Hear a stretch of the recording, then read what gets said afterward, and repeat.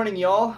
My name is Matt Little. I'm part of the leadership team here at Lutheran Hands, and I just could not be more excited to sort of announce our plans for the summer of 2024. As many of y'all know, it is a gathering year, so the National Youth Gathering will be happening in New Orleans, Louisiana.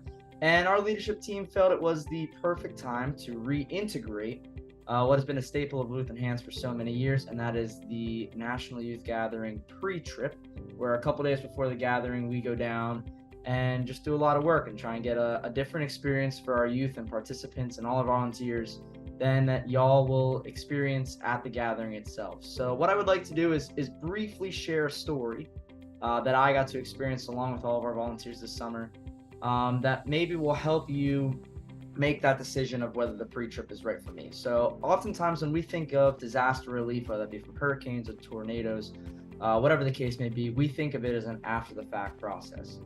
You know, that's going to be cleaning up, tearing down, rebuilding, rehousing people, all that sort of stuff. And this summer, we at Lutheran Hands were fortunate enough to partner with another organization. They were called the Coalition to Restore Coastal Louisiana and Coastal New Orleans. And they provided us an opportunity to sort of change and redefine our perspective on what exactly disaster relief means, as their goal is to focus solely on the front end of those hurricanes. They told us that roughly 100 years ago, when the Port of New Orleans was not as big and there are not as many canals and shipping lanes, there are hurricanes that have hit that were as strong as Katrina in terms on a numbers level, but did not have the same type of monetary damage that Katrina had and did not put as many people out of homes. And a large part of that is because when those canals really started to get in, the shipping really grew down in the city, there's a lot of erosion to the wetlands and the coral reefs began to die. So what the coalition decided to do is they said, we're going to try and fix this. They partnered with the government of New Orleans in a process that now restaurants can donate their oyster shells to the coalition. They'll actually pay the coalition a service to come and pick them up.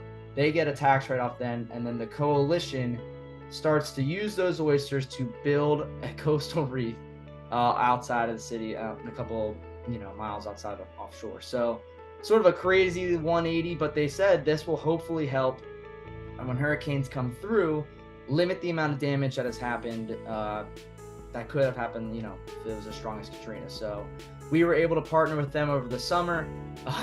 We show up and there are oysters just everywhere. But we help package those oysters into ocean-safe plastics that act as bricks to help build the coral reef back up. Now, in the summer of 2022, they said their production essentially built them half of a full coral reef, roughly 100 bricks or so. And during our one day, that last Friday, we did half of their full 2022 summer production just in one day with our volunteers. You could just tell they were so grateful for the opportunity to work with us. And we were just as grateful to see a different perspective on how disaster relief can sort of occur. In addition to that, then with the oysters, they were also working on integrating indigenous plant species to help grow the wetlands surrounding the city, hopefully to stop that erosion and make it even stronger and just build that wall up against hurricanes that will inevitably come in the future. So I can't today promise that your youth and adults and you yourself will experience the exact same thing that we did last summer.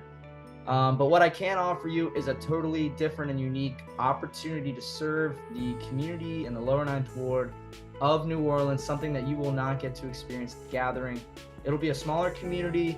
Obviously, we can't send 30,000 people by ourselves, but we just want to give y'all another opportunity to serve and to teach our volunteers and just kind of give them a whole unique opportunity. We'll be serving during the day, worshiping and hanging out at night.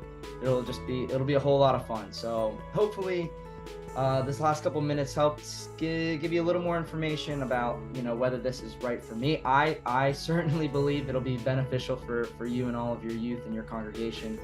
If you have any more questions, I know more information will be coming out with us and Lutheran Hands as well as the Synod. But if you do have any questions, please reach out at any time to myself, mlittle@lutheranhands.org, as well as Jesse Woodrow and Charlie Roberts. We really, really hope you are a part of our team and our trip. So have a great day, everyone.